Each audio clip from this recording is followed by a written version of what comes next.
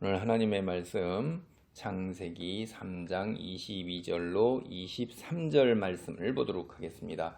여호와 하나님이 이르시되 보라, 이 사람이 선악을 하는 일에 우리 중 하나같이 되었으니 그가 그의 손을 들어 생명나무 열매도 따먹고 영생할까 하노라 하시고, 여호와 하나님이 에덴 동산에서 그를 내보내어 그의 근원이 된 땅을 갈게 하시니라.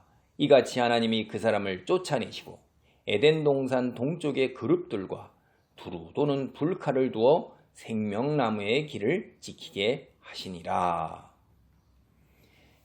전체 맥락에서 이제 얘기를 진행을 해보겠습니다.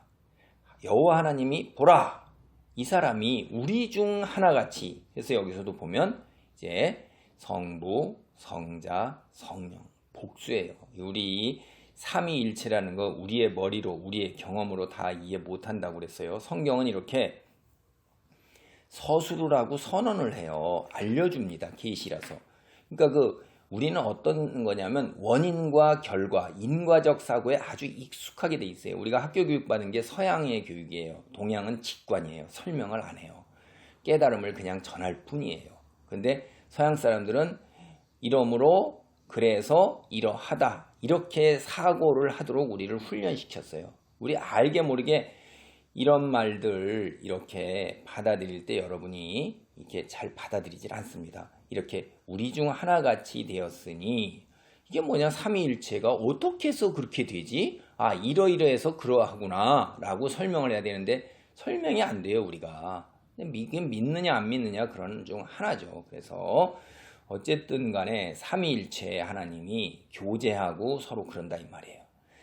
그래서 우리를 창조하시고 우리가 인격적 교제를 하셨는데, 여기에 우리가 흔히 선악을 아는 일에, 이렇게 하면 우리가 학교 다닐 때 선악을 안다 그러면 도덕적으로 옳고 그름, 도덕이라는 게 뭐예요? 공동체 생활을 하기 위해서 우리가 지켜야 할 것들 이렇게 이야기하죠. 그 근원이 하나님으로부터냐 인간이 협약을 맺은 거냐 하는 거에 이제 인식의 차이가 있는데, 어쨌든 간에 그 기준을 중심으로 해서 옳고 그름을 이제 재판장의 자리에서 자기가 평가할 수 있게 됐다 이 말이에요. 그런 일이에요. 이게 선악을 아는 일에. 그러면 그 전에 옳고 그름을 평가할 수 있는 도덕적 순진함을 잃어버린 결과가 이렇게 된 거예요.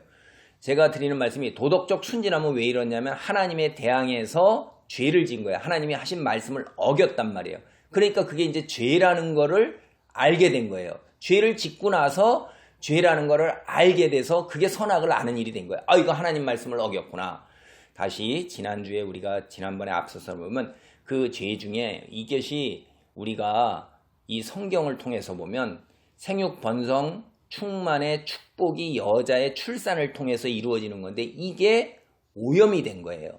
오염이 돼서 이제 이 여자가 임신하고 출산하는 과정 중에 온갖 더럽고 추악하고 악하고 음란한 것들이 다 파고 들어가지고서, 짐승은 절대 그런 게 없어요. 육체적 같은 육체인데, 근데 우리의 육체가 본능에 이끌려서 시시때때로 충동적으로 온갖 그런 더럽고 추한 것들이 파고 들어온다 이 말이에요. 오염이 돼가지고. 그래서 생육번성하고 충만하는 이런 부부 사이의 관계가 죄악으로 오염돼서 이것은 기준의 말씀에 볼 때 죄고 이거는 죄가 아니다라는 걸 알게 된 거예요. 평가하고 판단할 수 있는 재판장의 자리에 올라서게 된 거예요. 뭐로 인해서의 원인이? 우리가 하나님 말씀을 어기고 선악과를 따먹게 돼가지고 이렇게 된 거예요. 그럼 그 이전에는 도덕적 순진하면서 죄 자체가 존재하지가 않았단 말이에요. 오염되지가 않았어요. 그 자체가 부부 사이의 임신과 출산이 축복이었는데, 이게 축복은 여전히 하나님께서 뺏어가지지 않으셨어요. 근데 그 속에 저주가 숨어 있는 거예요. 그래서 여자가 출산에 고통이 있게 되고, 우리는 여전히 악한 영들이 틈타고 들어와서 우리의 그 가장 연약한 부분을 건드려서 이 성적인 문제에 있어서 굉장히 넘어지는 일이 많다 이 말이에요. 근데 이제 우리가 그래서 하나님 말씀을 기준으로 할 때, 도덕을 기준으로 할 때 이것이 죄요 이것이 죄가 아니라는 거를 각자가 자기가 다 이렇게 하고선 자기가 기준으로 해서 판단한단 말이에요. 그러니까 인간은 이제 각자가 다 하나님의 위치에 올라섰어요. 그래서 어떤 인간은 여기까지는 나쁜 일이다. 여기까지는 뭘 내 몸을 가지고 내가 하는데 그게 왜 나빠? 라고 생각하는 거예요. 각자가. 그러니까 각자가 하나님 자리가 된 거예요. 각자가 하나님의 재판장 자리에 각자 올라섰어요. 그런데 결국엔 나중에 죽고 난 다음에 하나님의 말씀을 기준으로 해서 딱 하나님께서 재판을 최종적으로 하시지요. 그래서 이제 하나님이 뭐라고 그래요? 이 사람이 이제 각자 자기 기준을 가지고서 판단을 해서 이게 죄다 아니다라고 생각하고 스스로 이렇게 사는데 이제 생명나무 열매도 따먹고 영생할 거야. 그러니까 생명나무 열매 먹으면 어떻게 돼요? 영생하는 거예요. 육체적 죽음을 맛보지 않습니다. 우리가 흙으로 만들었으니 하나님께서 우리는 뭐라고 그래요? 심판하실 때 흙으로 돌아가라 이렇게 했잖아요. 흙으로 돌아가는 게 뭐예요? 죽음이잖아요. 여기에 생명나무 열매 따먹으면 죽지를 않아요. 육체적 죽음이 없어요. 성경의 본문을 보면 그렇습니다. 그래서 하나님께서 어떻게 돼요? 그를 이제 그걸 따먹을까봐 여기 보면 에덴 동산에서 쫓아내시는 거예요. 이게 쫓아내시는 게 어마어마한 복이에요. 사실 여러분 죄와 하나님같이 한 점 죄도 없으신 하나님 앞에 인간은 못 써요. 죽어요 그냥. 이 뒤에 우리 성경을 읽어보면 그냥 녹아서 그냥 없어지는 정도로 죽어버립니다. 그래서 하나님과 같이 못 있으니까 살려고 그러면 떠나야 되는 거예요. 이게 인간이 나가려고 들겠어요? 여러분 이게 안 나가고 어떻게 이제 뭉개려고 들죠. 하나님이 쫓아내시는 거예요. 그 다음에 이제 더 이상 들어오지 못하게 그룹이라는 것은 고대 메소포타미아 이런 보면 왕궁이나 신전 입구에 그 날개 달린 조각들이 막 있었어요. 아마 그런 거하고 거의 유사한 거로 이제 우리가 상상이 되는데 왜 그러냐면 그 언약궤 안에 그룹이라고 그래갖고 하나님 곁에서 하나님의 시종을 들고 이렇게 하나님을 말씀을 전하고 그러는 천사를 그룹이라고 불러요. 근데 그들이 날개가 있고 그 언약궤 위에 그 그룹이 하나님 그룹조차도 하나님의 얼굴을 마주 못 보니까 그 날개로 자신들의 얼굴을 가리고 이러는 거예요. 그 다음에 두루 도는 불칼을 두어 생명나무로 통하는 길에 두루 도는 불칼과 그룹이 있어요. 두루 도는 불칼은 우리는 뭔지는 모릅니다. 그냥 이렇게 이게 나온 게 우리의 지식과 경험으로는 도저히 이게 뭔지를 이해하지 못해요. 그러나 이것이 어마어마한 하나님의 초자연적 현상이고 능력이라 인간은 절대 그걸로 갈 수가 없다 하는 거는 그 메시지가 전하는 바가 그런 거예요.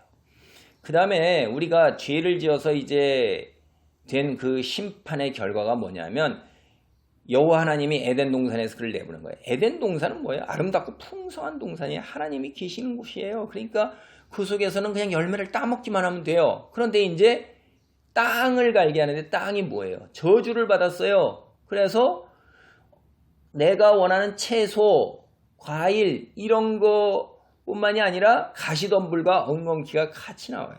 그래서 개발되지 아니한 곳, 하나님이 만들어 놓으신 좋은 축복된 땅이 아닌 보시기에 나쁜 참 황량한 황무지 가서 그걸 밭을 만들고 산지를 개발해서 밭을 만들려고 보세요. 얼마나 죽도록 땀을 흘립니까? 그 땅을 저주 속에서 저주를 벗어나기 위해서 투쟁을 해야 되는 상태가 된 것입니다. 예, 하나님 여기에 우리가 또 다시 제가 이제 오늘 말씀을 정리합니다. 영생할까 하노라고 하나님께서 그걸 금하게 한 것, 이것도 엄청난 축복이에요. 여러분 인생이 이 죄로 오염된 이후에 인생은 행복과 그 다음에 불행이 섞여 있어요. 인간이 교만하지 못하도록 하나님께서 그걸 섞어놔서 한 치 앞도 못 내다보는 건데 죄의 결과로 이 피조물 된 모든 것이 돌과 흙까지도 저주를 받아서 다 한탄하면서 빨리 회복되기 재창조를 기다린다고 그랬어요. 그 속에서 인생이 살아갈 때 어떻게 행복해 보이는 얼마나 행복해 보이는 사람이라 할지라도 다 내적 갈등과 고통과 어려움 속에서 살아가는 거예요. 그게 진정한 참된 평안이 없어요. 하나님 안에서만 누릴 수 있는 건데 근데 그거를 그 육체적 생명을 죽지도 않고 계속 이어간다고 생각을 해보세요. 그 상황이 바뀌지가 않아요. 여러분이 처한 상황 각자 인생의 상황에서 다 생각해 보세요. 어떤 사람이 자기가 처한 상황에서 만족하고 행복하다고 느끼면서 살아가요. 순간순간 그럴 때도 있지만 대부분 힘들다 이 말이에요. 근데 그게 계속된다는 게 저주란 말이에요. 하나님께서는 그것을 갖다가 우리에게 허락하지 않으신 거예요. 그래서 생명나무 열매 따먹지 못하고 영생하지 못하더라도 육체적으로 죽도록 하시는 것이 우리에게 얼마나 큰 은혜요 복이라는 것은 젊은 사람들은 잘 이해할지 못해요. 그리고 물질적 풍요로움 속에서 세상의 형통에서 세상에 안주하는 사람들은 이 세상에서 영원히 그런 시간이 갈 거라고 생각하지만 자기도 그런 시간이 안 간다고. 사건 속에서 계속해서 바뀌고 사회가 바뀌고 인간이 갈등과 투쟁 속에서 역사가 바뀌고 국가가 바뀌고 체제가 바뀌고 그걸 다 겪으면서 여태껏 살아봐요. 여러분이 고조선 시대부터 지금까지 계속해서 살아왔다고 보세요. 이 땅에서 얼마나 많은 전쟁과 환란 속에서 자식의 자식을 보면서 그 자식들이 죽음을 보면서 그게 축복일까요? 금방 아는 거예요. 하나님은 끝까지 우리를 사랑하시는 거예요. 여러분이 잘 생각해 보셔야 돼요. 기도하겠습니다. 하나님, 우리를 얼마나 사랑하시는지, 영생하지 못하고 육체적 죽음을 맞이해서 정해진 기한을 우리에게 주신 것도 축복이요. 또한 하나님이 저주가 된 땅을 완전 저주 속에서도 여전히 우리에게 주신 것 그대로 누릴 수 있도록 하신 것도 축복이요. 또한 아버지 하나님이여, 우리가 하나님 앞에 있으면 죽습니다. 우리를 하나님과 앞에서 떠나 이 땅에서 정해진 기간 동안 또한 살면서 하나님과 교제하면서 하나님께 나아갈 수 있는 그 십자가 복음의 통로의 길을 누릴 수 있게 하신 것도 하나님의 은혜입니다. 얼마나 우리를 사랑하시는 것을 다시 한번 성경 말씀을 통해 깨닫습니다. 은혜 안에 머물도록 하나님 우리를 붙드시고 도우소서. 예수님의 이름으로 기도하옵나이다. 아멘.